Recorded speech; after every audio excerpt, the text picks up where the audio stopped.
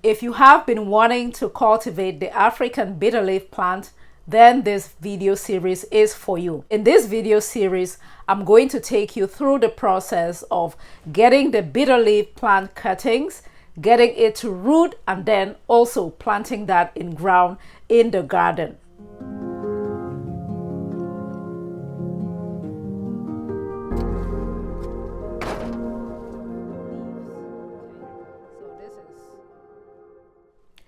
Hello everyone, welcome back to my channel. Yaje here, and I'm super excited for this video series. I am so excited because I have it as my mission to get a lot of people to become very familiar with this super important African vegetable or shrub known as the bitterleaf plant. So in this series, I intend to teach you, to show you step by step what you can do to get the bitterleaf plant to grow from the stem.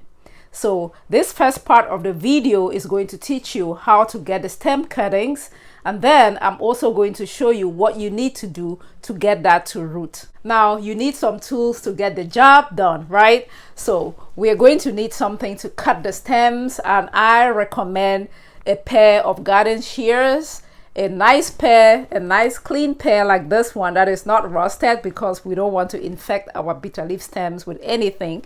So garden shears. But if you do not have a pair of garden shears, a sharp clean knife is going to work as well. The second thing that I'm going to recommend that you get is a jar or a vase like this one. A glass clear vase is recommended. That way we can actually see what is going on. We're going to fill that jar or the vase with clean water. And then the third thing that you're going to need, of course, are the bitterleaf plant stems. I have some here which I got from last season. They are in a bucket right now. I was just trying to preserve the stems throughout the winter so that I have them in the spring. But I'm going to collect some cuttings from this one, and we're also going to go outside and get some cuttings from some of the bitterleaf plants that I have growing in containers. So let's go do that. All right guys, these are my bitterleaf plants growing in containers. I did this just to preserve them again through the winter. When it's very cold, I take them inside, and then when it's not as cold, I bring them outside. Anyway, we're gonna get some stems from here to propagate them. Alrighty, so I'm just going to cut and try to cut at an angle, maybe 45 degrees, like so. So that's a stem, and I'm going to get rid of the leaves. We don't want any leaves. We want the bitterleaf plant to concentrate its energy to producing roots. So I'm going to get rid of the leaves. Okay, so this is a stem cutting. See the length? This is about right. What we want is to have some nodes left. Okay, and this part is going to go underwater and it's going to root, and this one is going to become a whole different plant. So this is what we want, guys. I don't need the leaves. Okay, so this one. Okay, let's get more.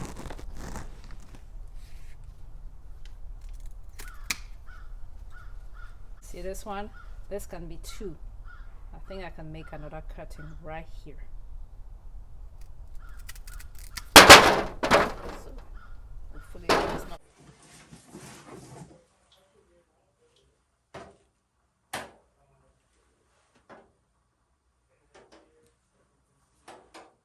I've had this in water for over a month now. So I'm gonna put this in soil, and then I'm gonna just try to get more roots from this one right here.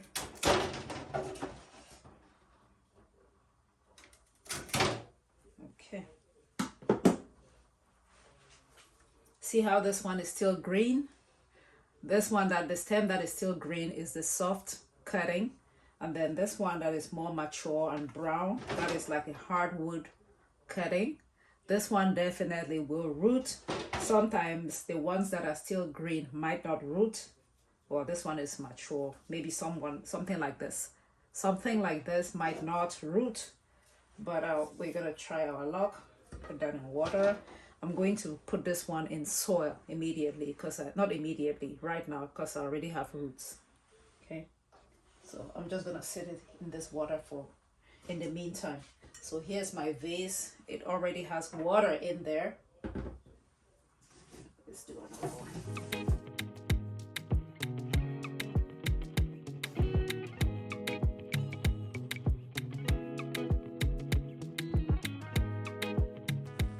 Then when you're done, you want to clean, just wipe it dry, your shears before you save them.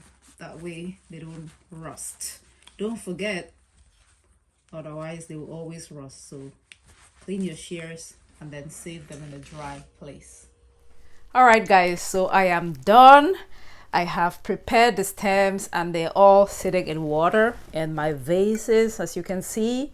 So you want to make sure that you don't have any leaves covered by the water, because if you have the leaves down here, obviously it's going to rot.